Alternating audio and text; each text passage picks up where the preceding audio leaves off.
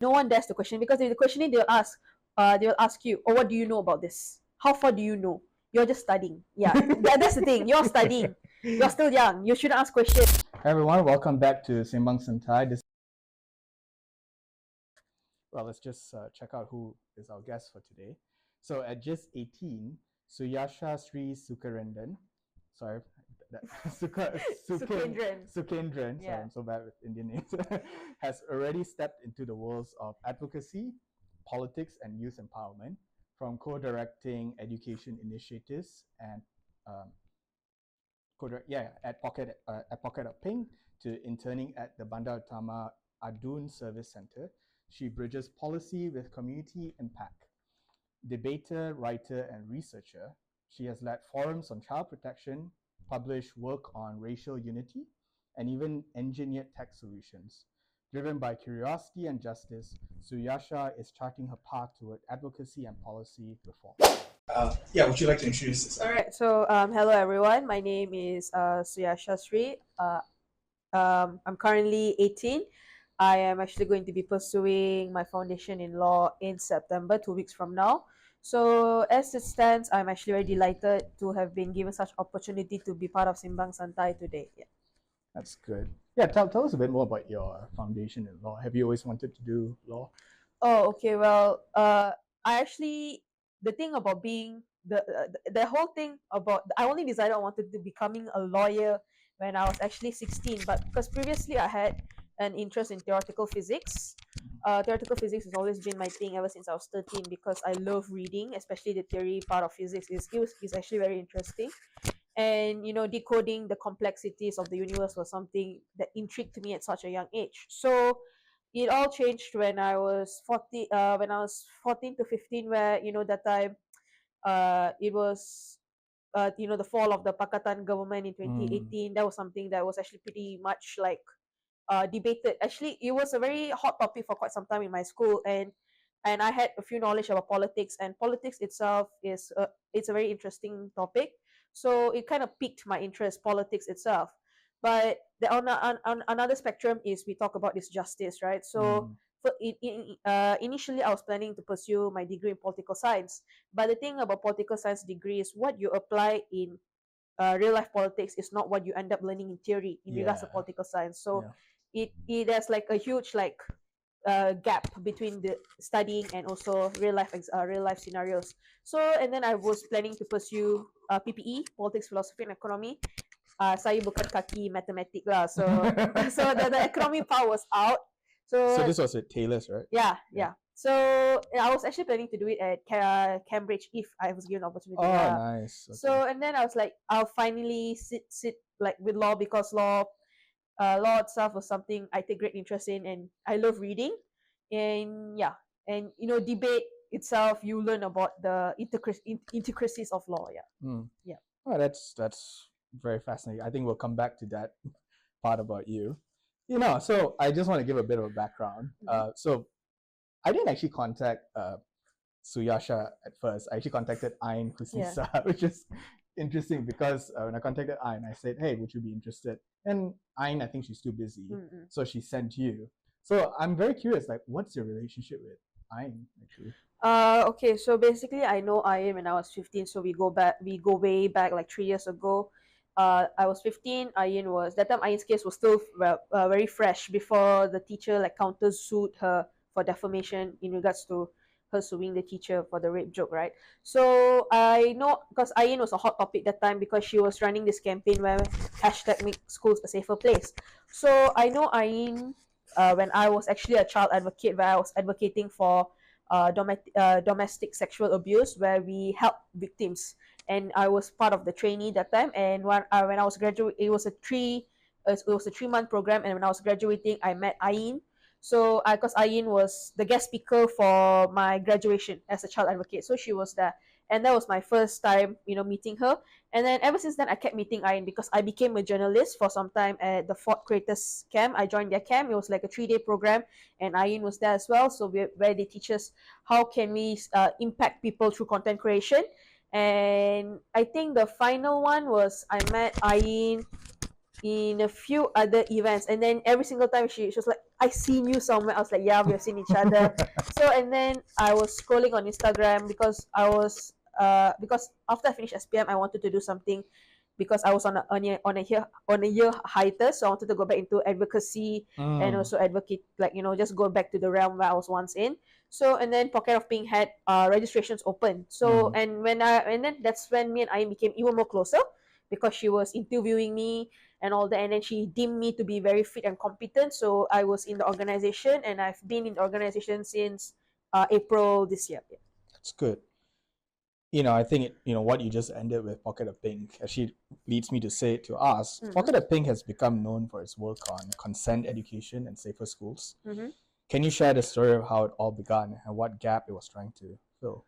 Okay, so a little bit of context. All this happened in 2022, where in Ayin's high school, her school teacher actually made a joke about rape. And I think it was something along the lines of saying, like, oh, if you want to rape a woman, make sure she's of age, basically saying that she has to be 18 and above, right? So, and Ayin actually posted it. She created a TikTok on that, speaking up against it, and the TikTok blew because it sparked debate. How can a teacher, speak like that to their students, right? So I stood against it because, like I said earlier, an educator shouldn't be producing or actually, like, passing crude comments to their students. When you're an educator, especially, as a matter of fact, anyone, when it's wrong, it's wrong. And when you're confronted with a mistake, you should be able to take accountability, right? So this is where it actually struck Ayin, basically the importance of both boys and girls being gender empowered. So in the early of 2024, which was last year, Pocket of Pink was established. And while currently our focus is about comprehensive sexual education, which we always talk about in our interviews, right? Our main objective is actually focused on gender justice and empowerment as a whole. So I this actually comes back to the point where I have interest in politics, and politics itself is diverse. There's so many things you can talk about, right? Yeah, being liking politics is questionable. Yeah, I know. Okay, but We're all masochists. yeah, true. Because yeah, as I was saying, that one thing that I was always passionate about is that when it came to education inequality, because whenever we talk about something, for example, sexual education or education inequality, like anything we want to talk about, or even political literacy, it all comes back to one branch, which is education. So that is something that Pocket of Pink we're very passionate about. And on the other hand, for my case, I also focus about like political literacy, because 50% of our population is actually mainly from the rural areas, and political literacy has always been a thing that we need to put more emphasis on. So because Malaysians are largely concentrated in the rich urban areas, and that they afford more economic and employment opportunities. And what about the rural? That's where it comes in questions. So all these things is something that I've taken great passion about. It's just how can we bridge the gap, right? And also, yeah, and also a huge portion of the rural seats, like we currently see, are currently held by ministers, and these areas are also like, they need infrastructure development, like clinics, schools, highways, and etc. And the main point is that we should give these voters an outsized ability to change the outcome of the election. So all these things are what I advocate for. Yeah. That's good. What does consent education look like I remember earlier you brought up a good point where you chose law because in practice it looked realistic, but political science in practice had some had some holes, lubangs, here and there. So I was just wondering, when it comes to consent education, how does Pocket of Pink bring that concept of life for students and groundwork communities? Okay, so basically consent education practice, it goes beyond than just like interactive lessons about yes and no. It's actually more about interactive teaching, where youths learn towards body autonomy and understanding that everyone has the rights to set boundaries. So that is what we define as consent education. And another thing, as to like you said, how far can we bring this concept for life in students, is communication skills. I think communication plays a key role, because when we are educating students about consent, body autonomy, another thing we talk about is how to ask for and give consent respectfully. So yeah, those are the things we focus on when we talk about all consent, right? And then next thing is, bystander empowerment, because we encourage students to step in safely when they witness an harassment or unsafe behavior. So in short, consent education is about building like a culture of respect, empathy, and accountability, and also equipping these youths with the necessary skills they need, than just beyond the curriculum classroom. So Pocket of Pink takes consent education out of theory and we turn it into a lived experience. So we do this through workshops, school programs, outreach, and yeah, this are our current initiatives. Yeah. The word advocacy in Malaysia hasn't always been the most greatest word to be used. Yeah, true. So I'm sure you know where I'm going with this. When Pocket of Pink just started out, obviously with their programs and pushing conversations about consent and safety, with the challenges and the pushback, how have you guys, how have you navigated yourself through it all? Well, like you said yourself, advocacy in this whole context in Malaysia is something is viewed upon as you're either retaliating or you're rebellious. There's just two things. It's not a reform, right? It's not a reform. You're either retaliating or, because every single time when you try to use the saluran, the good saluran, nothing ever gets done. And when you use the bad saluran, you're retaliating. So it's either this or that. But every advocate's main focus is to make sure that our goals reach, there's an impact, right? So coming back to your question is, first thing is the mindset, because we live in a conservative society where everything that we say sometimes is seen as taboo. You want to talk something about racial unity, or taboo, cannot touch this, cannot touch that. And especially when we're talking about comprehensive sexual education, that word sexual is seen as taboo, and it's very stigmatized. Yeah, because we live in a multicultural society where every culture sees that word as a taboo. So how does advocacy alone, like the struggle, we struggle, is that I think you have seen stories where Ayin has said that she has gotten into depression. You had she has authorities coming against her, and even recently also when we are doing our own work where we advocate for something that is completely beyond, like, for some people's outrage, basically it's not meant for them, they will still leave comments on Ayin's post where they will like body shame her or talk about the way her clothes, like she can wear full on covered clothes, and they will still try to find something to talk about it. So her community lashes against so we do receive backlash, but that was the whole reason why we have Pocket of Pink, because the reason why we have Pocket of Pink is to fight against the stigma. Of course, we can't just say we're going to fight against stigma by just do it by just saying we're going to fight with it. That's why we have several initiatives, which is like the programs we go, and also the outreach, which is to make sure that our goals and objectives penetrate the depths of society. So that is what we do. I mean, it sounds like there's already too many struggles. Yeah, to start. But has there ever been a moment of like, sort of like, okay, actually we, it's sort of like, if you have a moment or a story where Pocket of Pink's work directly changed a student's like mindset when it came to advocacy. Okay, so I can tell you about two things. One, I will talk about when I held a forum on domestic sexual abuse, and another one was when in Pocket of Pink itself. So Pocket of Pink, we have actually a school that we collaborate with it mostly, which is Srii KDU.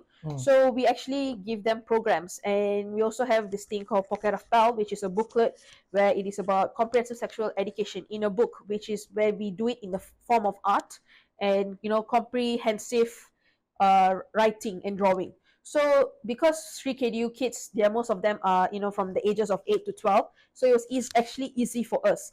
And there's this thing where you have to always teach the kids as when they are young, because as they grow older, what they learn when they're young, they're likely to carry it forward when they grow older. So how has our work impacted these kids? Because some kids, they don't know what is right, what is wrong, and they do what they see is, and they tend to follow the elders, right? So when we create these workshops, for example, the Srii KD students, they're like, oh, okay, this is new, okay, I know this, okay, this is bad, people cannot do this to me, and I also cannot do this to people. There's something called boundaries, and I have to respect it, they have to respect me. And another thing we also teach kids is that you should never hide anything from your parents just because you think it is wrong. So because when a child has been harassed, right, the first thing we want to do is tell our parents, but the reaction we get from telling our parents is also another thing. Yeah. So that's what we teach the kids, which is we educate them through through art, and that's one of thing Pocket of Pink does. And another thing is we also shape them by changing their perspective, because in the national curriculum, the national education system, we actually have about comprehensive sexual education, but you only see it in pendidikan jasmani. But the whole point of it having comprehensive sexual education is all they say is, oh, pergaulan bebas, you don't touch me, I don't touch you. That's the only thing you ever see in the national curriculum. They don't go to the depths of what happens if this happens to you, and who should you go to, where should you seek help, and why is it wrong. No.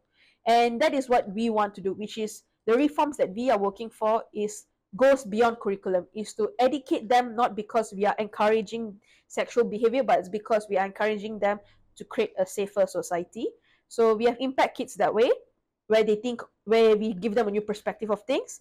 And it was the same thing when I hosted a forum. When I hosted the forum, I was actually younger than all of the participants there, and they also had a new perspective. And the fact that the participants were diverse, we had boys and girls who all shared the same perspective, that if it's wrong, it is wrong.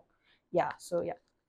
It's interesting. So why do you think they couldn't budge from you touch me, you don't touch me, I don't touch you? It sounds like it's something very primitive. Yeah, correct. So why do you think it was like that for so long, that concept? I think it comes back to the point where the lack of education, because it all comes back to education. Because when you tell someone something, and also there's this thing where when we question something, like you're asking me, right, why we kept it like that for so long, you don't touch me, I don't touch you, the pergaulan bebas thing, why is it there for so long? Because no one wants to question it. Yeah. No one dares to question it, because if they question it, they'll ask you, oh, what do you know about this? How far do you know? You're just studying. Yeah. That's the thing, you're studying, you're still young, you shouldn't ask questions. How long have you lived your life? So that's why when you start questioning the system itself, like, when you start questioning the system, then you start to know why is everything wrong. Because we cannot simply say that harassments happen just like that. It has to start somewhere. It has to stem from somewhere, and it starts from the system itself, which is the lack of education, the lack of clarity given to people, educating the students that this is wrong. And another thing is the lack of we actually have so many venues for victims to go to, but do they have it in the tips of their fingers? That's another question. Yeah, we don't have that as well. I hope that more platforms like Pocket of Pink and etc. exist. Yeah, so I guess it finally comes down to what's next for Pocket of Pink. Are there upcoming initiatives or long-term goals you're particularly, you yourself, are excited about? Okay, so I mainly run the education department. So currently one of our main initiatives is to translate the Pocket of Pulp, which I told you, the comprehensive sexual education, which is done in the form of a booklet through art. So we want to change it into our national language, as well as to accommodate to other communities. We want to translate it to Chinese and Tamil. The reason why we're doing this is because we believe that the English in our book itself is too jargon. So it's a very strong English, and not many people will be able to understand it. So by translating them, we are like giving other communities the opportunity to learn it in their own language itself. So we are accommodating to to the people's needs as well. And our second initiative that you can look forward to Pocket of Pink is that our coffee chat, basically something like what me and you are doing right now. So our objective is to have like a monthly chat with organizations we seek to collaborate with, to engage in an open and honest discussion about gender, sexuality, and anything pertaining to human rights, and that affects the youth as a whole. And we want to invite them to give us like expert insights, like for example WAO, right, the Women's Organization. How have they been dealing when they receive complaints? So those kind of things is what we want to bring into light, which is we need to spread our outreach, right? And our last initiative is which I can disclose, is actually our Pop Fest. So which will be taking place early of next year. So the Pop Fest is actually an event basically to showcase our initiatives that we have done throughout the year 2024. And also we are going to be having like a public panel discussion, exhibition, capacity building workshops, drawing competition where we like engage youths, and many more that we are still in talking terms about. That's good. Okay, I think so. We have gone through all of Pocket of Pink.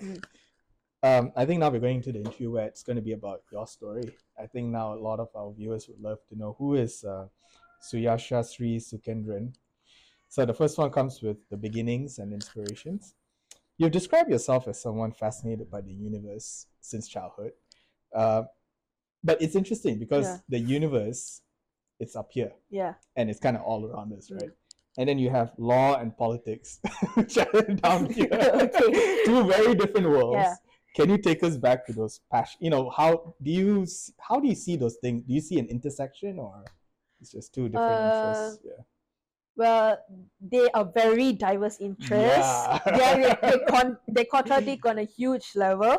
But if there's one similarity, both what I love about theoretical physics plus politics and law is the one thing they have is why. Why? When you see something about politics, we question this: why this law? Why this? Why that? And the same thing when it comes to theoretical physics is also the same thing. You want to know why. Okay, for example, when Einstein said time is relativity, the first question is why is time relativity? And then you dig into deeper. Oh, time is an illusion. So you want to know why. So it's the same thing. And one interest led to another, and that's because my interests grew as I grew older. So from physics became to politics, and then from politics became to law, because I realized that I want to impact the community on a deeper level. For me, it doesn't matter whether my audience is large. Even if I have 1-2 people, as long as the impact is there, whatever I do, they will carry forward to the next. So that's why I cared a lot, and that's why I want to do law. Yeah. No, it's good. It's refreshing to hear. Someone doesn't want to stay in the ivory tower. They kind of want to get down. Yeah. At 18, you've already worn many hats. I think one of them would be advocate, obviously, researcher, content creator, political intern. Was there a single moment when you realized, it's kind of like, since you're only 18, do you feel like this is your path right now?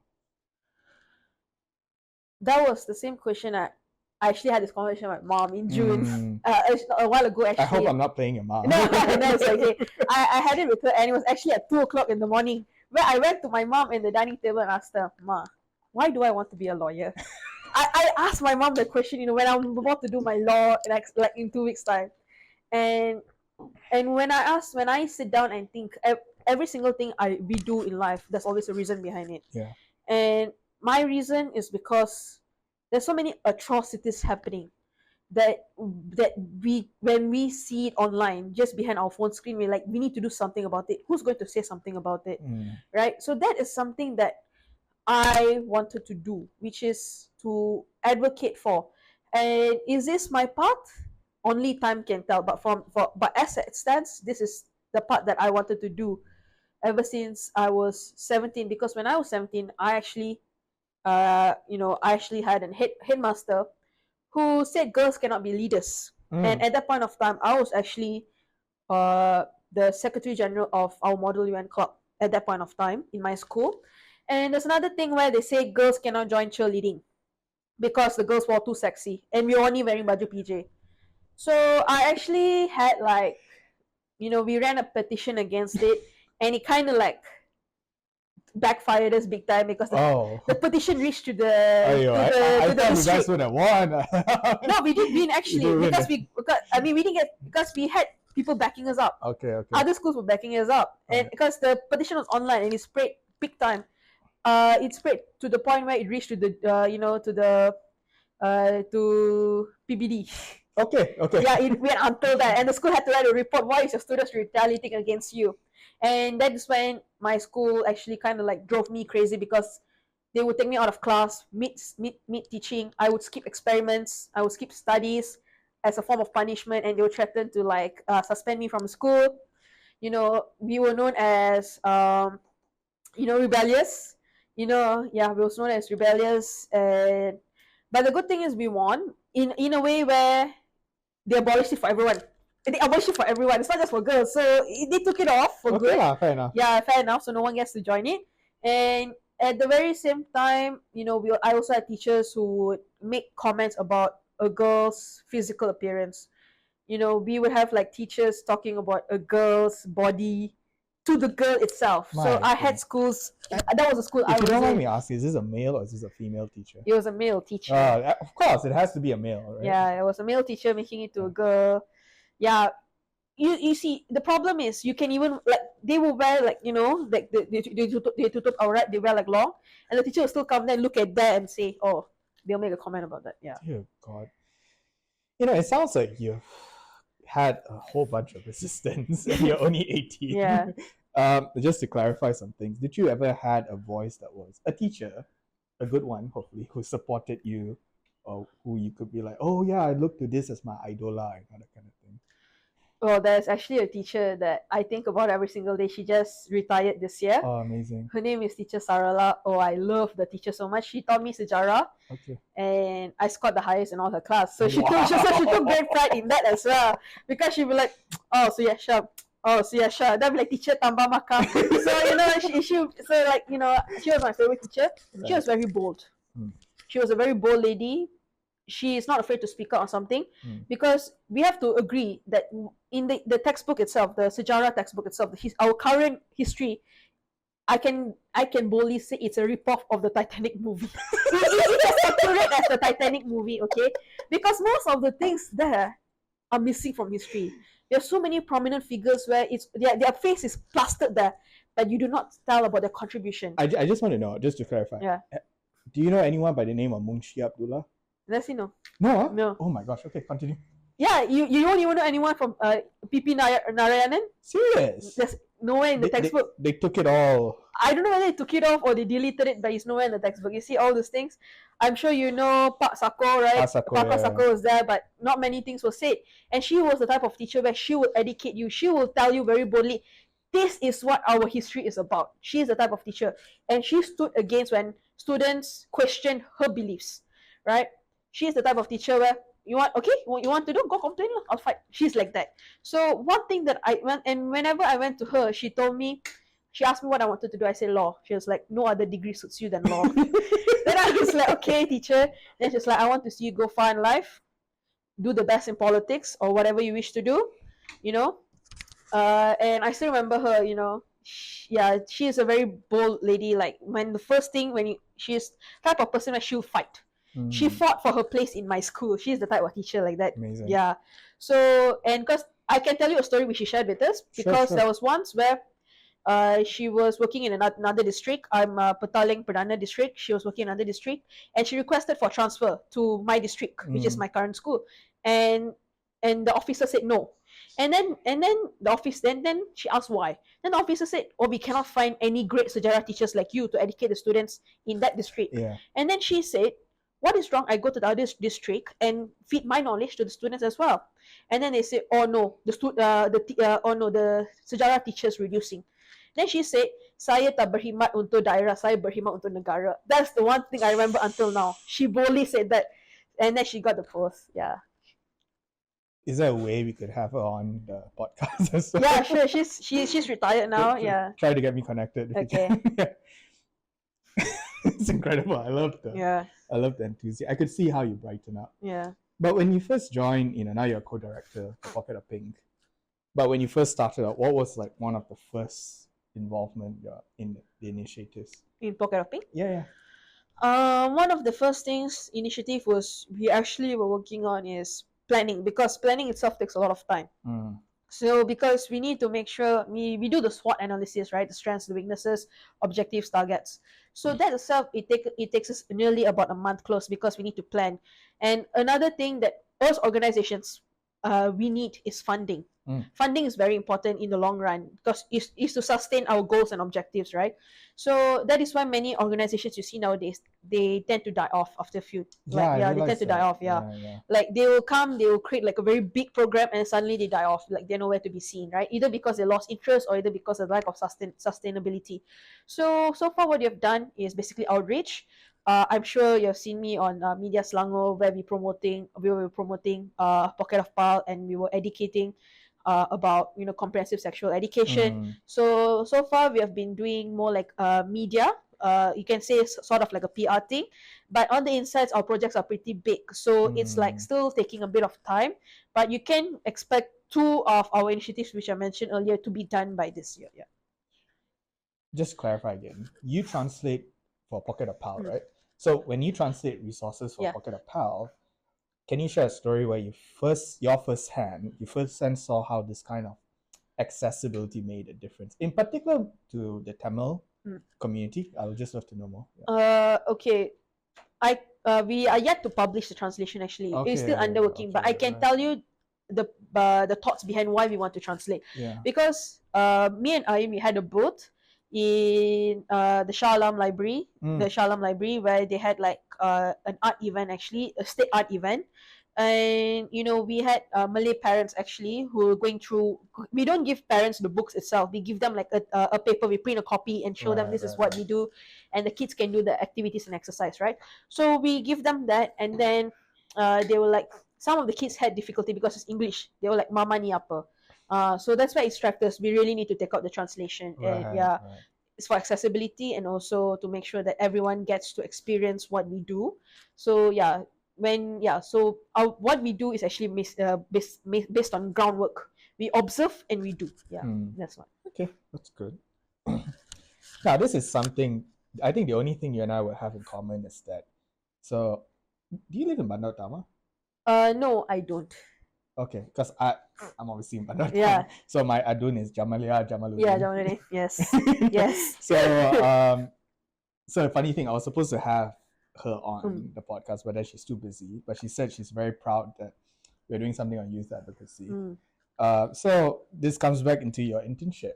Your internship with the ADUN or Bandar Utama, YB Jamalia Jamaluddin, gave you a front row seat to groundwork, some groundwork in Malaysian politics.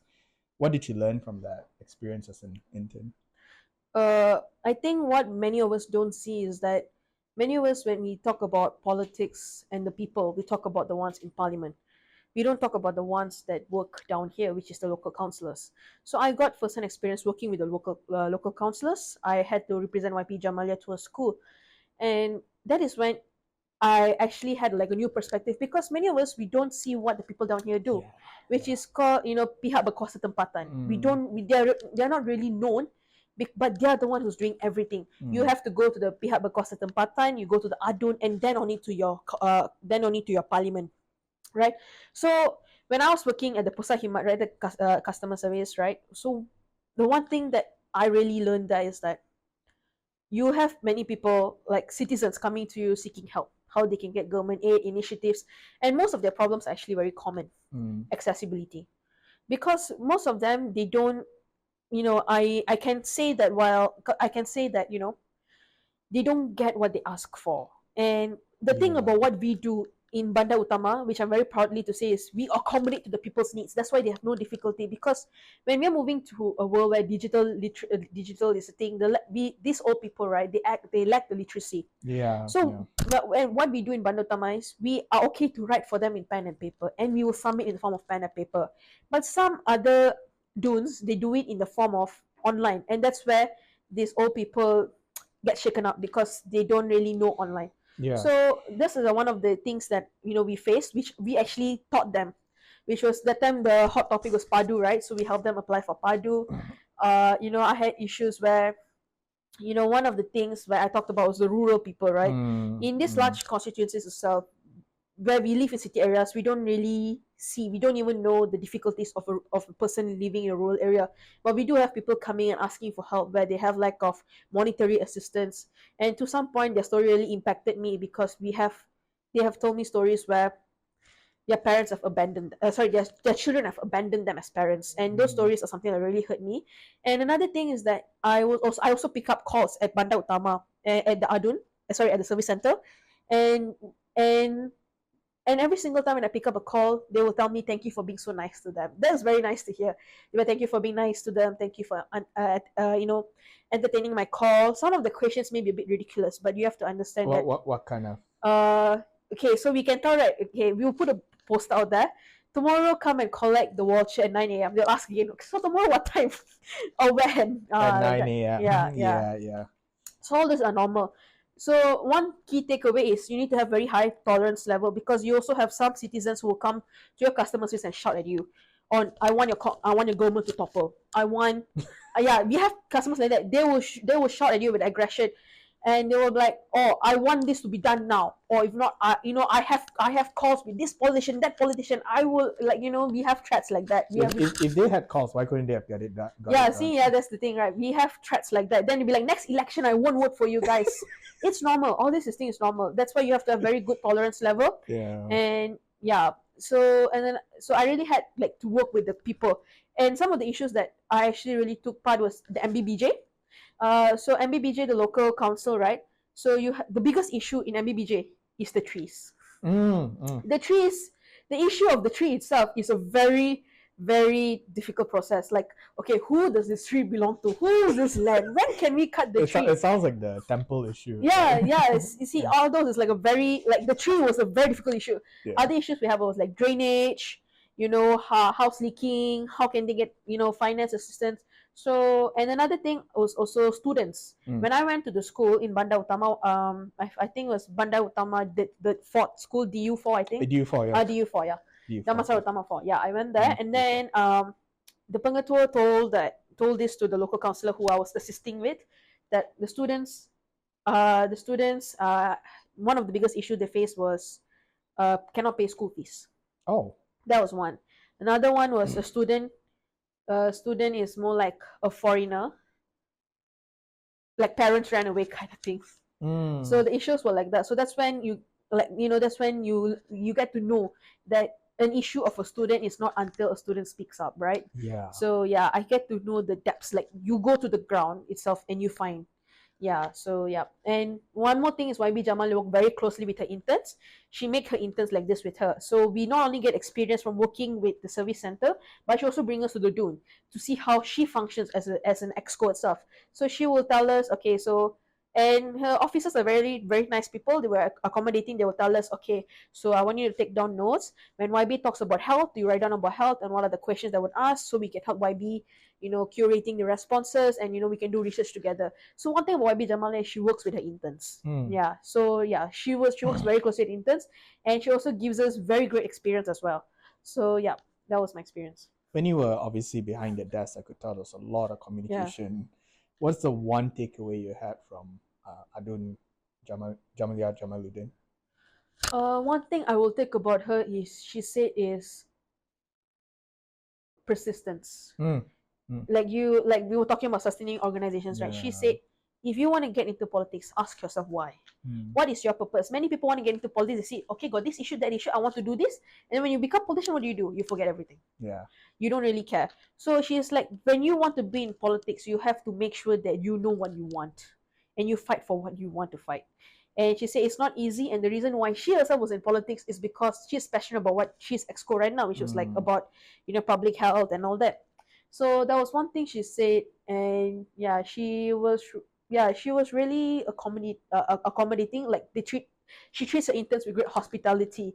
Yeah, so you can, like, you can be burdened with workload, and yet it can be solved by you asking for help. They don't judge you. Like, you'll be just done within seconds. Like, you can always ask for help. That's good. I trust my ADUN now. Yeah. Not that I did not before. I do trust her. Okay.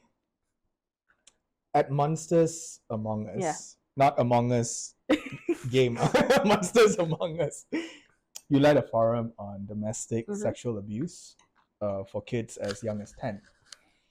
That's a heavy topic, right? Yeah. How did you approach speaking to young people in a way that felt empowering rather than frightening? Yeah. Okay, so we had two guest speakers. One was women's in organization, and another one was my mom herself, because my mom is a psychologist. She has a master's in psychology. She's also a CBT, cognitive behavior training coach. And so we had two guest speakers. So when we talk, one of the things we know is that when you teach young kids, it needs to be interactive. They like colorful things. They don't like things where you see something long words. They don't like it. They lose attention fast. Yeah, who's gonna remember all of this? Yeah, they lose attention fast. Yeah. Right? They don't, and you have to make sure there's something where you captive their attention. So what women's organization did, they had slides. Their slides when the topic of harassment comes for child, they'd be like, oh, harassment scary, right? And also the word itself, domestic sexual abuse, is a huge word for a child as young as 10 years old to know about. So what WOW did is that they made it into a way where they talk and we interact, where we have like, we group them and then we give them like a mahjong paper, and then they can write about what they think it's about. So, and then they had slides. So the slides was not like an essay type slides. It was not like, word for word they read from the slides. No, their slides were like very colorful. They show videos, like children, like the animation type videos, right? Or okay, when this happens to you, who do you go for help? So those are the things that captured the children's attention. And for my mom said, how did my mom do it? Was I think she had like color papers where she was like, okay, this color, what does this mean for you? Like this color means like what? So it was a very like a psychological way of teaching kids, very interactive way. So yeah, that's why in Pocket of Pink is because our audience are young as 8 years old. And also because Srii KDU kids, they all are primary school kids, right? So that's why our book itself is very colorful. You see like so many colors, pink, red, green, and it's also full of drawing because kids like coloring. So we also have like section in book where they can color, and also during the workshop itself, we give them like markers, pencils, where they're allowed to like color, scribble anything that they think is relevant to the topic itself. So that's how we got these kids to be, interactive with us, as well as not lose attention. Interesting. I realized in the span of our conversation, your mom was brought up twice. It's not a bad thing. It's a good thing. So it was the first time we spoke, and then it was now. Yeah. I was just curious, how influential was your mom in your ongoing work as an advocate? I am where I am today is because of my mom. Amen. Yeah, she's my backbone, my pillar. So, it started when I was 14. Sorry, excuse me. Okay. No, you okay? No, I'm gonna sneeze. Okay, so it started when I was 14, where I was doing a model United Nations, and at that point of time, I was I was having anxiety. I had severe anxiety. I can't speak like this to you. I could not speak at all. And the fact that time was COVID, so all the conferences were held behind screens. It was even worse. I couldn't speak. I was like crying. That's how bad my anxiety was. And my mom was. How old were you, sorry? 14. Okay. So my mom was there all step of the way, where to the point where I managed to, like, when I speak like I'm speaking to myself. I don't speak like anyone's in front of me. So my mom was accommodating to me in that regard. She was always there. She always motivates me. So, and then my anxiety got away, and then me and my mom, when we have a conversation, our conversations are actually very intellectual. It's always brainstorming. Oh, did you see what happened today online? Did you like, what do you think? Why is this happening? Like, that's how my mom feeds my brain. She even does that to my siblings. This is one thing that I'm a bit one of a kind weird kid, because when I was growing up, I don't watch cartoons. Oh. Cartoons never my thing. So like Courage, the Cowardly Dog. Nothing. I got made fun of when I was 15 when my friends asked, do you watch cartoon? I was like, no. Excuse me. So I was like, no, I don't watch cartoon. And then they're like, what do you watch? National Geography. Like, seriously, National Geography. No, I think you spent your childhood well. So. Yeah. Puzzles. Like, my mom can leave me and I'll do puzzles. I'm fascinated with Legos. All this start because of my mom. I love building. I love electricity. I love connecting wires. All these things because that'd be interesting. Yeah. I was thinking, what if one does like a podcast where you have a Lego? Oh, pass a Lego. Yeah, that'll be fine. That'll be fine. Yeah, no, sorry, before I cut you off. Yeah, no, it's okay. So my mom has always been there. So she does, after I reached a certain age, I think when I was 17, she's like, I don't have to worry about you. You know what you want in life.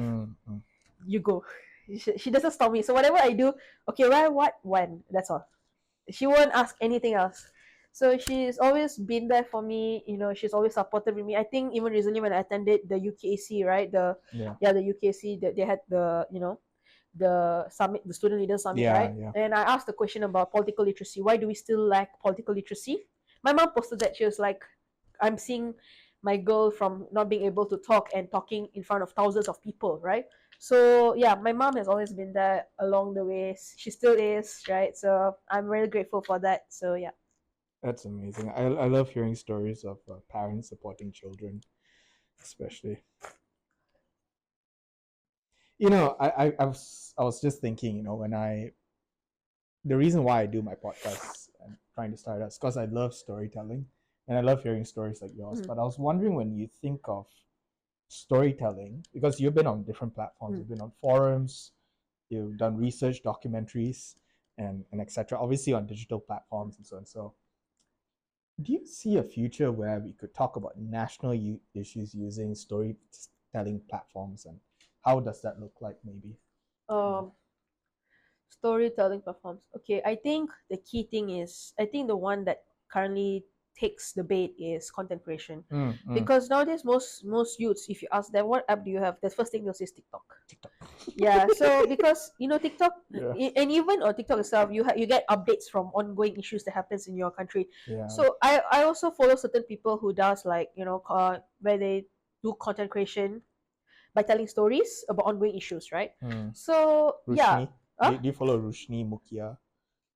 No, I don't exactly. Oh, okay. Yeah, so I can't remember, but there are quite a few. Right. Yeah, it's not really top of my mind right now. So Nice. they tell stories in the form of content creation because Gen Zs, right? We like funny things. Yeah. We like questionable things. We like memes, right? Yeah. So if you're going to do a video where it's full of informative, they're likely going to get bored. But if you're going to add like interactive elements, right, where it's full of jokes, memes, they're likely to be watching it, right? So you can do storytelling in that, and that, trust me, that would impact many, right? Yeah. If I'm allowed to talk upon, there was this, the current case, right, which is happening in Sabah, Zara Karina case, right? No, you're allowed to speak, Yeah. Speak freely. So not many people know about the updates of the case. So this was done actually in an animation kind of style on TikTok, where I think a girl posted it and she was like, what happened to this? What happened in the Zarina Karina's case? She told it to an animated story. Yeah, she turned it to an animated. So it's not like it's a scary thing where it's like gruesome, nothing. It was done in a form of animation where she educates her viewers on what is going on the case, like who's the lawyers, what are they fighting for, So it was very interactive, and many people were actually reposting the video. So that's why many people find it interesting when storytelling is done in the form of art, content creation, jokes. Those are the things that capture people. I keep telling folks, like I said, like I mean, if you look at TED Talk, you compare that to TED Ad. Yeah, correct. If you look at the viewership between TED Talk and TED Ad, which one is higher? Immediately is TED Ad. Yeah. Because of the animated videos, it compresses hard concepts into. So I was just wondering, maybe politics one day we could have that kind of education. Maybe even our education system as well. Like kids are getting bored.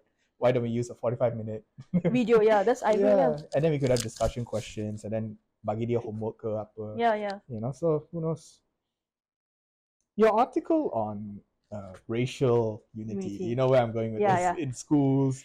And by the way, I want to just say, I have to say, it's a very impressive article. I think everyone, I would encourage you to please go and search up that article up. Faisal, could we later just have it? Yeah, we'll just edit in later. Okay. It's a great article, I think, and I would encourage everyone, please go and read it up. I think you did it with how many other people?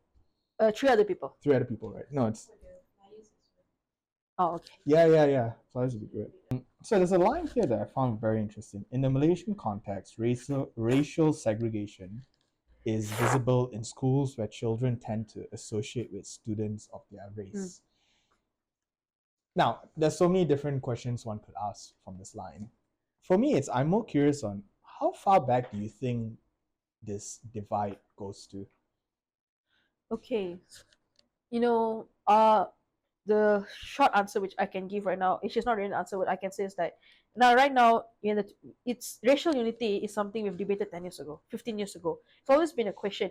Yeah, we're going to say, okay, we're going to be racial. Okay, let's all just dump everyone in one school, public school, or we're going to be racial. But no, in public school itself, you have segregation, where one individual tends to only associate themselves with their own race. And the question comes as to why, like you asked, right? Why does this occur? Why does this even still happen? I think because it's the lack of education itself. Because everything comes to the point of education. Racism is on the rise. Stereotypes, all these things. Since I did not finish school long ago, but I can say that 2-3 years ago, we still have, students calling the Indian students the K word. Oh. The racial slur, right? Yeah. So it has become so normalized. But there's also this thing where it says that, because we live in a multicultural society, right? Racism brings one together. Because you kind of like, okay, you kind of like, when you say something funny, right? Unites us, right? Yes. Actually, I want to just say I'm part of actually a group chat called Aqua Killings. Oh Oh, okay, So okay, it's yeah, like yeah. four of us who are all Your Indians. friend mentioned we can only be racist to each other. Yeah, see, yeah, this is good. Yeah, Must see, be the yeah. same race. Must be the same race. Same race. But Yeah. I'm in a friend group where it's full of diverse. I'm Indian. Most of my friends are Chinese. Also have Malays. They'll come and call me, "Hey, macam, macam hari ni." It's funny. It's funny. So all these things are pretty funny. So there's this point where racism bring one together where you can joke along, but you have to draw the line as to what extent this derogatory behavior can go to. So that's why segregation still exists. And I think another aspect which I wrote in the article was vernacular schools. Vernacular schools, of course, it is protected under the federal constitution and is also being brought to the court. And the federal court ruled it as it is an okay. You cannot abolish vernacular schools because it has been there ever since the British were here, right? So there's one thing where we talk about is vernacular schools. Because they're like we don't have any more SMKs, SMK Tamil schools anymore, right? We don't, right? So we only have mainly Chinese and also primary, which is SJKT, SJKC. So the question comes in when these children go to these schools, we have to know why the parents want to send them. Number one is because they still preserve their mother tongue. Every parent wants their mother tongue to be spoken to some extent, right? Yeah. That's one. And Can another. you speak Tamil, by the way? Tamil பேச தெரியும். Okay, wow. Yes, I can speak Tamil, yes. So here's the thing, Faisal, we can't speak Tamil. Oh, okay. But we can understand. Oh, okay. Yeah, I can speak Tamil. So and then there's one thing about like wanting to preserve their mother tongue. Right. And the second question comes into place is because vernacular schools, they're actually very strict when it comes to education. Compared to public schools, I'll be very honest, public schools, teacher. Okay, the thing about vernacular schools is the teachers are so head on because they're so focused on their race wanting to come forward, right? Because most of the teachers there, for example, if you go to Chinese school, most of all the teachers are Chinese. Yeah. 90% of them are Chinese because it makes sense, right? And those teachers always push their students to the fullest potential. You must be this club president, you must be this, you must be that prefect, So, and you don't really see that in public schools because in public schools, you still have teachers who supports racial disharmony, who goes after their own races. I had a teacher when I was fighting for the petition case, which I said earlier, told my friend, jangan ikut sangat cara nan bumi. Oh my God, serious? And that teacher was actually an English teacher. See? She's an English teacher. Yeah. So that's how far one can go, right? So that's why parents still prefer vernacular schools. But the question that comes after they finish vernacular schools, when they go into the public life, they have to interact with other races. How is it going to work, right? So I think the question comes into place is that we need civic education. Civic education. Yes, civic education not only teaches. I'm sorry. The reason I got excited because part of my thesis is on civic education. So civic education does not only teach you about like. Because when the first thing comes to civic, you think about politics. No, civic goes far beyond than the word politics. It teaches you about nationality. When someone asks me, am I an Indian? I say, no, I'm a Malaysian because we all are one nation, right? So we go by that. So that's why, civic education is very important. It teaches you what is it like to build, to be nation building. It teaches you unity on so many scales. Yeah. When you vote, how do you vote? It teaches you beyond that, right? So yeah, that's why segregation still exists because the lack of emphasis on the need to have a united education, right? Even in schools itself, I'll be very honest with you, it has to start from the teachers. If the teachers themselves let go their fingers on their students, the students will not care. Because when we have cultural programs, they will divide the Indians to go to the Indians, we divide the Chinese to go to the Chinese, we divide the Malays to go to the Malays. Why not all races just come and celebrate Chinese New Year? What's wrong? Why is there a division? I thought like schools they would have like Chinese New Year, everyone would celebrate Hari Raya, but why is that? Is this division always been there, or is it a new thing that's coming up more? It has been there, but I think as time goes, we start to see it more. It's getting worse. It's getting worse, right? Because the teachers themselves are dividing students. I don't see any harm with the Indians celebrating Chinese New Year. As a matter of fact, That's Malays, what I used to do the Malays celebrating Chinese New Year. Last time my school we had Pongal Day, where only the Indians came. We had no Malays. Only the Indians came. We had no Malays, no Chinese. Probably one or two Chinese who was very close with the Indians will come. The question we have to have is inclusion. Teachers need to encourage inclusion between students and also grouping projects because when you're from 3, from 4, you have a lot of projects you have to work on. And one thing teachers can do, because when teachers say go into group projects, you tend to go to people you're familiar with or people of your own kind, right? What a teacher can do is group them in different race, because each race have things differently. Some of them can bring new ideas to the table. Some some can debate fruitful ideas, right? So yeah, it starts from the teachers themselves. If teachers themselves, are able to hold the rope tight, the students will also be the students who are at the end of the rope will hold it tight as well. Yeah. Let's stay here for a bit. I think you've unpacked a lot of really good stuff. One thing I want to unpack it. So when it comes to nation building curriculums, what kind of virtues would you prefer to see in nation building curriculums, if there is one, within civic education as time goes? Yeah. Towards a more inclusive Malaysia. Okay. I think one that we need to see is that virtue is again, it all comes down to the point of what we want to educate them about, right? Civic education, okay, teach them how to vote. Yeah. What is it like to vote? Teaching them about your local ADUNs, MPs, politicians. You're not encouraging you're not encouraging them to love politics or side with a certain politician, but you're educating them, because some of them don't even know who's the current prime minister. You're kidding me. No, when I was 15, I had a friend and I asked her, so which party is Dr. Mahathir? Oh, he's in PKR. He's in PH. I'm like, Pakatan government collapsed like 3-4 years ago. 3-4 years like, ago.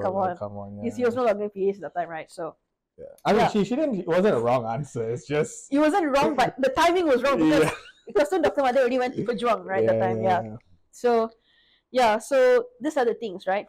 And like another thing that civic education, the virtue what I want to see in civic education is it should be a subject, an interactive subject, right?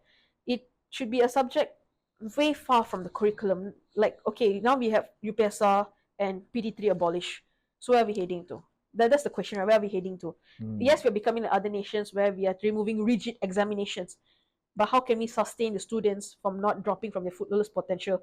Because last time when we were sitting for UPSR, my batch was the last batch, when we were sitting for UPSR, we all were stressed.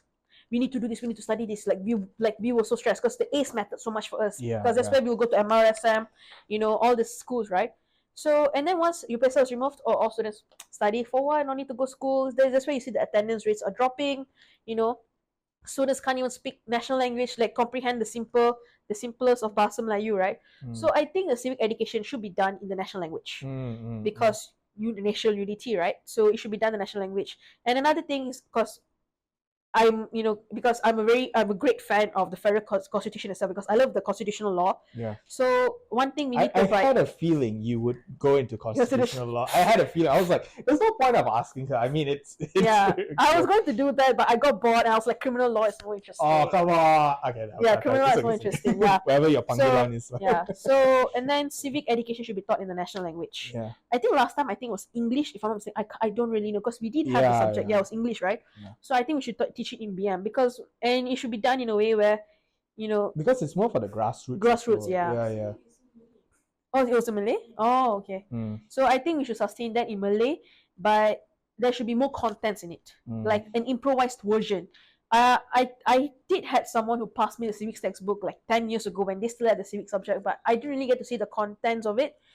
I think I just saw one page where it was like all races together or something like that, right?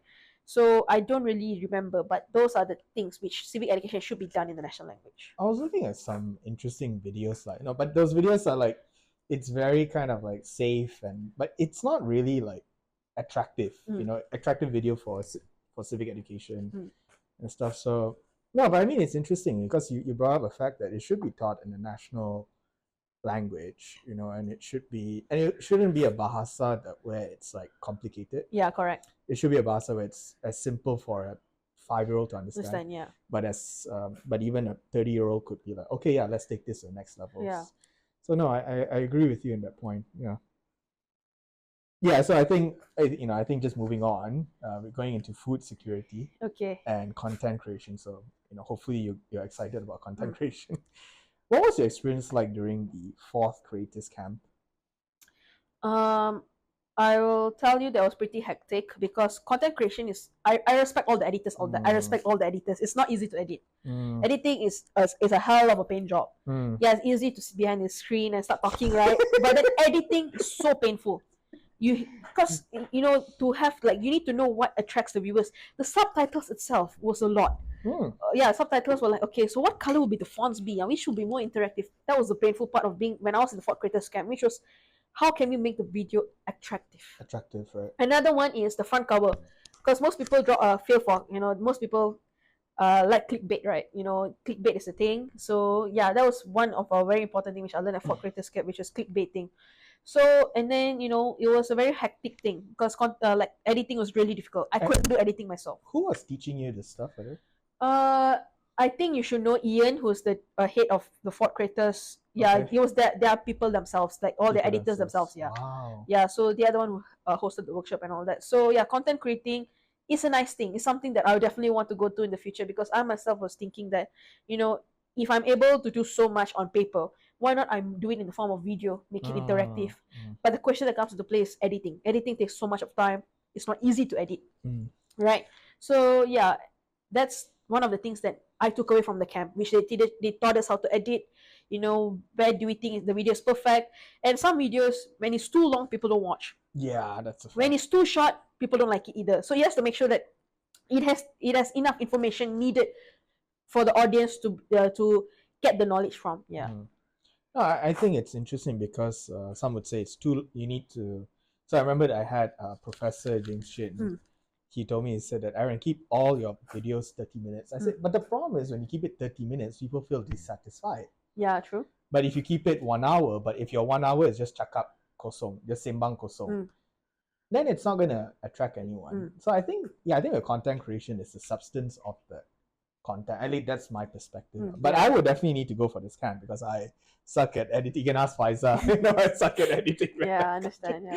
Yeah. But I mean, despite the stressfulness, despite the chaos of it all, was there was there a moment where you realized that despite content creation, that you were like, wow, I'm actually enriching the common people? What if there is, it's great. Like, there isn't, it's okay. No, I can't really say there is actually. Yeah, no, I mean, the reason I ask that question is because everyone that I know who's done content creation, especially when it comes to advocacy or grassroots or human rights work, they said, Aaron, I love to do content creation, but the thing is that I also love human rights. The problem is that when you do content creation, it sucks all the joy out of it. That's true, yeah. Yeah, so I think maybe that's something you kind of, would you say you kind of went through that the way? Yeah, you can say that because content creating, it's nice. For the viewers, they find it nice, right? But behind the scenes, you get burnt out sometimes because editing is not easy. The software, that itself is a very complicating aspect already. So yeah, people get tired over time. Yeah. No, I get it. Okay, so coming towards an end. Sekolah diversity. Okay, you know where I'm. Yes.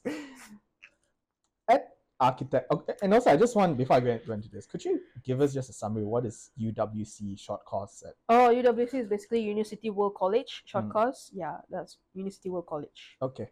At Architects of Diversity, UWC short course, you explored identity and diversity with other young Malaysians, right? Can you share a personal story from that retreat that changed the way you see living together in diversity? Quotation. Okay. Okay, so I was 16 when I joined the camp. Most of us were 16, 17. The camp was done by AOD themselves, Architects of Diversity. So the camp was actually about, they taught us a lot about ourselves, our own identity. Who are we as a person? And they taught us a lot about racial, how can they unite racially, because all the audience were diverse race. We had from the rural areas, we had people from the Sabah, Sarawak, so it's like everyone from Semenanjung coming together, and we shared different perspectives. Some of my friends were like, oh, we don't, because when you ask people about Sabah, Sarawak, they'll tell you they're very united. They can go to another table and interact with an Indian just like that. But here we have a lot of, oh, why must I go and talk to him? It's like that. So it was like a lot of new things. So Scholar Diversity really opened my eyes when it comes to racial unity, because they had interactive activities such as, okay, so basically what they'll do is everyone gets a sticker and one person will get a weird sticker. And then they will ask us, group yourself according to the color of your sticker. Wow. And then one person will get excluded and then ask you, how do you feel being excluded? Like, you are interacting with them, right? Like, and why are you excluded? So what can we all just be Wow. together? So you know what we all did when we were given the sticker game, right? It was like, no, we are united. So we all just went into one circle together with all different colors. And then they were like, you understand the game, So all of us were like united. They're like, see, you all are united, right? So it doesn't matter whichever color you come from, you are united as one, which is one nationality. We are Malaysians. Wow. So those are the game that they taught us, which I still remember the game until today. And another thing was they asked us, write a letter to yourself who you are from a year from now. And I actually got the letter a while ago, actually, the email to me. So it was pretty nice. They teach you who you are, like, and they'll ask you questions. And we also pick questions like, what is it like being the underprivileged? And what is it like being the privileged? Where they have games, they give you games like, okay, basically they give you like a list. Okay, you have to act as this person. You are rich, you are T20, you have enough money, so you go and buy whatever you want. And this person, let's just say they have less money, but they have good education. What can you do? So that's where it was a very brainstorming thing. So that's where we realized, how can we, like, what the pain of being underprivileged, and we get to tick the checkbox. Did we get education? No, we did not get education. Not enough money. Did we get work? Yeah, we got work because we were compatible. We were competent. So those are the things we learned, right? So yeah, it was a very interactive camp. All of us like were a very diverse audience. We all became like very close. I think this is one thing, right? When you teach a student something else of outside national curriculum, right, and you put them all together in one room, they're likely to interact with one another. Actually, if you realize. And another thing was that they took our devices because they don't want us to to be like out of touch with what was going on. So they had our devices. So, and the reason why they took our devices is because we would interact. Because if we all had our devices in dining table, all of us would likely be on the phone. So yeah, so like all of us were interacting. Then we have them from different states. They were telling, okay, what is it like living in the East Coast states, Kelantan, Terengganu. So what is experience living like in Sabah and Sarawak, So yeah, we get to learn a lot. No, I think that's a great point, because when you bring people together, students, especially if it doesn't matter what kind of school, whether you're from public school, private school, international, in the end of the day, the understanding that what young people or children see is that I see as really a human being. Yeah. And regardless of the color that you're from, I'm just gonna get with you because look, I don't care the color you put on me. My IC will say Indian, but to me, I will always see myself as a Malaysian. Correct.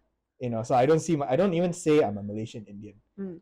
Because if that's the case, then my origins would be from India. Yeah, correct. But saya anak Malaysia. Yeah. So no, I think that's actually I was having a chat with someone. I said, like, how do we unite? Because the way public school ecology is very different from private school or international. And I think Architects of Diversity is such a great, and I hope they pursue that, Yeah, they still have ongoing initiatives. Actually, they have like campus advocacy where they go for like the higher education students. I've not been there, but for the higher education side, they actually bring in like politicians to give in their thoughts. Yeah. For our end, we had like the U.S. ambassador that time. Oh wow. I can't remember. I think it was the U.S. ambassador. What's his name? I think it was a her. Oh, it's a her. Okay. Yeah, I don't really think it was an ambassador, but it's more like they work closely with AOD. Right. So she came and gave us a thought about like, what is it like being united, Yeah, we had it like that. Yeah. Oh, that's amazing. Right. No, I hope Architects keeps going. Yeah. On. Yeah. So you've been a 2-time Best Speaker and a Model United Nations participant. Yeah. Do you remember the first debate or speech where you found a purpose with your was there a point where you come to realize like my voice it can be used for something more than what I thought it was? Okay, started I think when I was 15 actually. When I was 15, there was so in Modern United Nations we have a sub council which is called Dewan Rakyat, where you get to role play actual politicians to pass and debate upon the topic. Wait, are you serious? Yeah, it's cool, it's funny, it's there will be like shouting, you see people acting like actual politicians because that's the whole purpose of the council. Okay. But the main is to pass a bill. Right. So at that point of time, I can say that I was illiterate when it came to politics. I knew little to none because I was only 15 and I didn't know anything. So, and then I had to buckle up because at that point of time, we didn't have anyone who took the prime minister role. We had no deputy prime minister. And the second to that was me. I was actually Azalina Odman that time. I was delegating as her, right?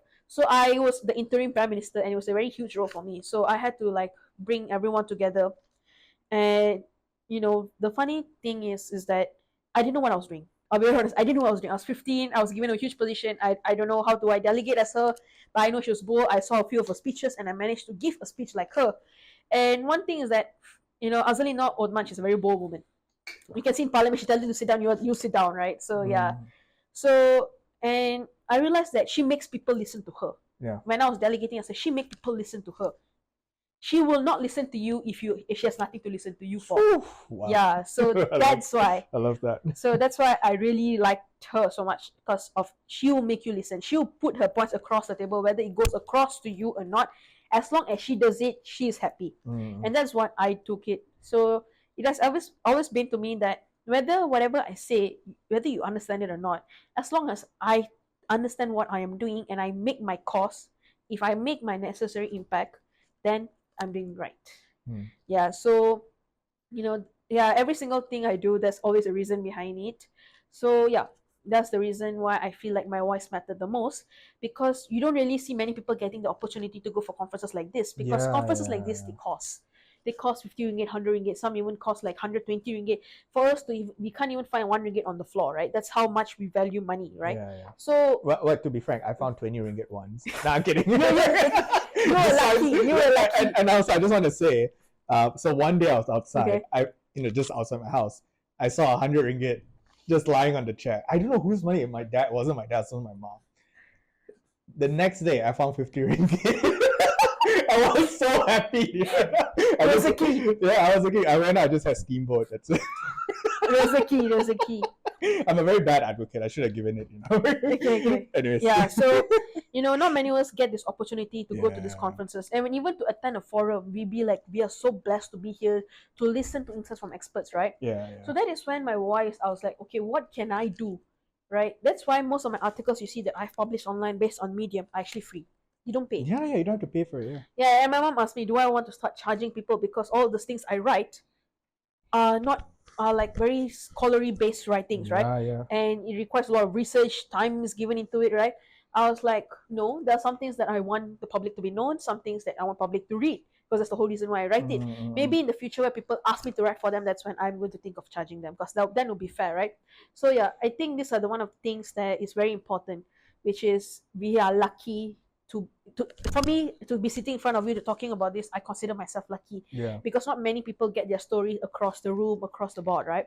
So yeah, that's one of the important things. No, and I consider myself very privileged to have you guys join us, because we don't always, at one point in time, we couldn't have conversations like this.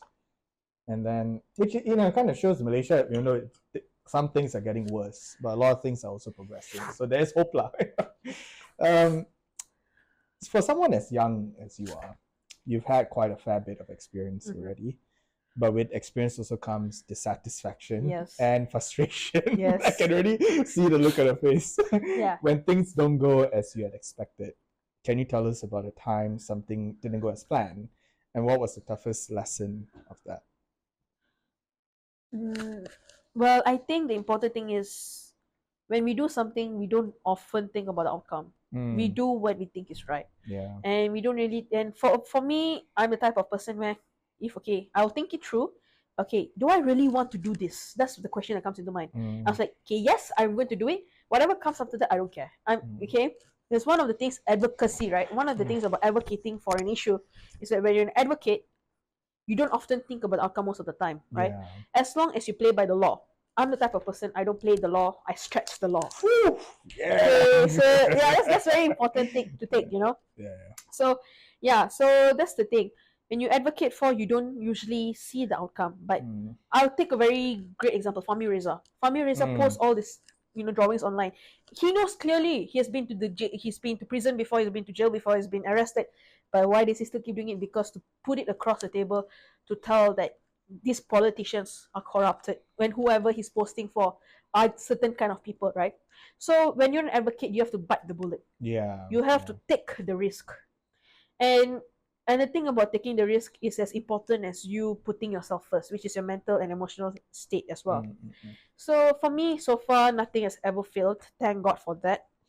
But an important lesson that I need to take is I need to balance both work life and personal life, which is education and all that. Because when you're advocating, sometimes you can get too sucked into it. Yeah. Because you become too full on it, everything that goes on in your life just chacha marba already, all just starts falling apart, right? Yeah. So the important is balance, keeping a balance in your life. I think I should have Fahmi Reza on. Yeah. Because here's the thing, Alia Hani also brought up Fahmi Reza when she was on as well. Okay. So who knows, it's a sign. If you were, so we're on to the last question, but then I always have a bonus question for the guests. Yeah. So if you were to look back years from now, let's say, for example, now you have become maybe 35, and maybe by that time you might have settled down, you have kids, you have a husband or whatever, and what kind of legacy would you hope your younger self, this 18-year-old version, what would you want her to know? What would you want her to realize that, hey, this is something you need to start building currently? Well, this is actually, well, to be fair, well, actually the same thing, a conversation I had with my mom again. Okay, great. Yeah. Okay, I'm not trying to play the mom character, guys.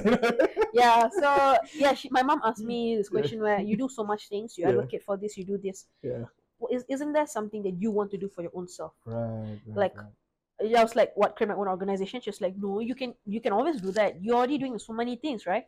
It's like, no, something for yourself, something to leave a trademark that says that it's you. And that's actually something that I've always been thinking about, right?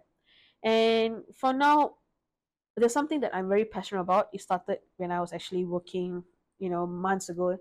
I think this was like, I think it was in April or May, where when I fully decided I was going to do law. There's this one thing that I really want to do is, not many people get justice. Justice is there, but not many people have the access to being able to deserve or get justice. So, like, what I envision for myself 10, 15 years from now is, I want to run a law firm that takes pro bono cases. And I know it may be very ambitious, but the reason behind this is not everyone gets justice. Yeah. And it's always where you see the wrongfuls are always getting pro bono. Why is it not the ones who's always underprivileged, disadvantaged, getting pro bono? So I want to run a pro bono firm, where I don't take a single cent from anyone. And the thing is, you may ask, who's going to fund my firm, right? I will also be taking, because I'm going to be a criminal lawyer, I'll definitely be like taking high profile cases. From that money, I will use to fund the cases myself, right? So at the end of the day, whether I win the case or not, all that matters is these people who seek my help get justice and get what they want. So that is what I want to do, is whether I save 1% or 10%, as long as someone gets the word justice and they know that the Malaysian justice system is not rigged, I'm happy. No, that's yeah. Okay, so I guess the bonus question. Yeah. It's not really a bonus question, it's more of a reflective question. Okay. So oftentimes we have older generational people who think that we're the young people, we're the young voices. Young people don't care about politics. We only care about money. We only care about getting the next job, getting the great iPhone. You see, Pfizer got iPhone 16. I'm only iPhone 15. Android, yeah. No, but what would your do you have any encouraging words for people around your age, whether they are 16, 17, 18, to get involved into the work that you are currently pursuing? Well, everyone's path is different, and everyone has different things they want to do in life. But again, ask yourself the purpose. Is this really something you want? And make sure that what you do, you go to the fullest extent, to your potential, to your extreme, that you know that you can go higher, because the sky is your limit, right? The sky is everyone's limit. You go to your best, and at the same time, be mindful of who you are, because sometimes some people lose themselves in the process of it, right? So it is always important to always know what you're doing, and making sure that you're always educating yourself, because life itself is an education. Educate yourself till the end of time, because education has no limit. I may sit in front of you today and giving you the knowledge that I have, but the knowledge that I am supposed to be comprehending is as large as a sea, that I don't know yet. So the point is, read while you can and collect as much books as you can. I was just coming with a thought. I recently spoke to my boss, because you mentioned that it's kind of like our opportunities are like reaching the sky. Yeah. Kind of thing. So I like to think that. So my problem is that I'm a very lazy person. I need to see a very larger opportunity Yeah. so that I would. So how I think is like reach for heaven, fall down on the moon, roll, and then land among the stars. Yeah, okay. But my point I'm trying to say is that I think dreaming big, Yeah, dreaming big. Yeah. Yeah, I think that's my takeaway from. I think my takeaway from having you on today is that I come to learn as well for myself is dream big, and don't be afraid about it. And always realize that your story is always defined in the work that you do. So I really just want to say thank you for coming on. And everyone, please stay tuned. Episode 3 will be dropping soon. And yeah, better future. Oh yeah, better future, better Merdeka. Happy Merdeka. Yeah, All right. please like, share, and subscribe. Bye-bye. All right. Thank you.